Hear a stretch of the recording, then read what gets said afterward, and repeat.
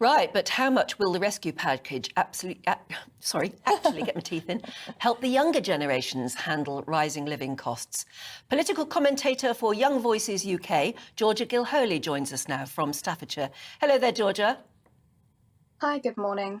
Hi. I've got a brood of sons who all blame my generation on this. And they say, you know, if we'd actually taken longer term measures much longer ago, the cost of living crisis wouldn't be upon us. Is that what you feel young people are thinking? I think in many ways, yes.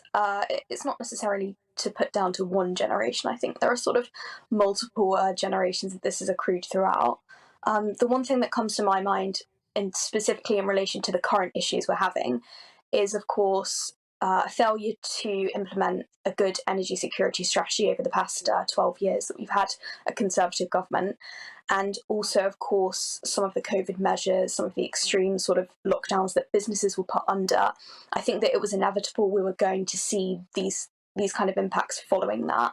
And I think that really we haven't seen the worst of it yet.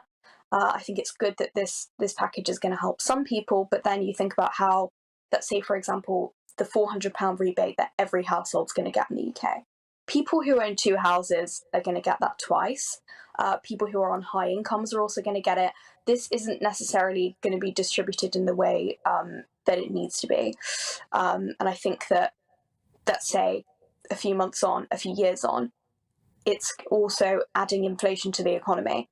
So it's a good, possibly short-term help for some people, thankfully, who need it.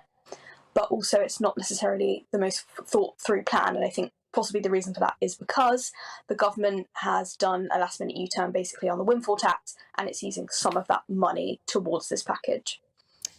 Georgia, good morning to you. I mean, you touch upon it there. A lot of this relates to, of course, your household and your wealth. And many young people, especially in cities, they're in flat shares. They could be, you know, 5 or 6 people in a flat. £400 isn't going to go very far for them, is it? No, absolutely. So I'm just between flat shares right now, actually, because I'm going away for the summer. And £400 when it comes to London bills is absolutely nothing, really, because the rent is often going to be about £1,000 a month if you're in, let's say, a 2-bedroom flat. I know people who have been in flats with 8 people and it's still £1,000 for their own room.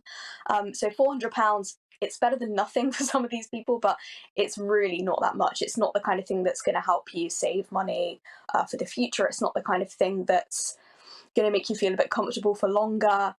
Unfortunately, I think it's good that this is going to be helping people in certain areas where maybe their energy bill is going to be a massive part of their living cost, and they might be sort of on the edge of homelessness or extreme poverty.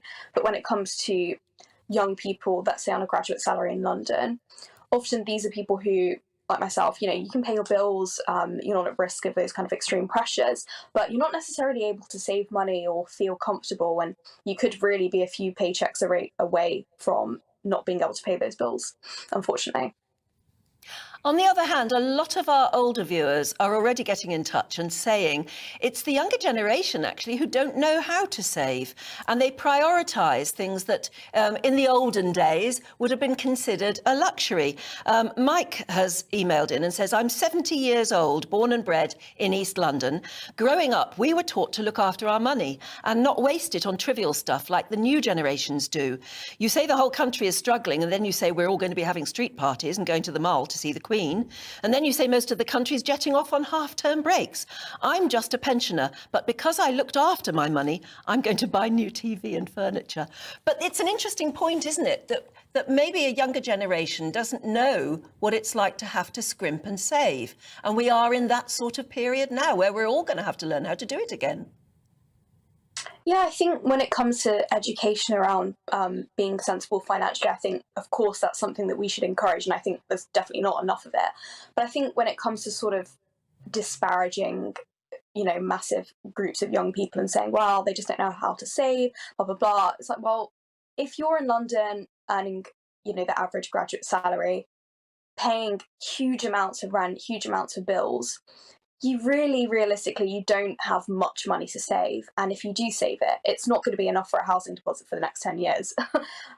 So why wouldn't you spend your money on a holiday or avocados? That's something people like to bring up, or coffee.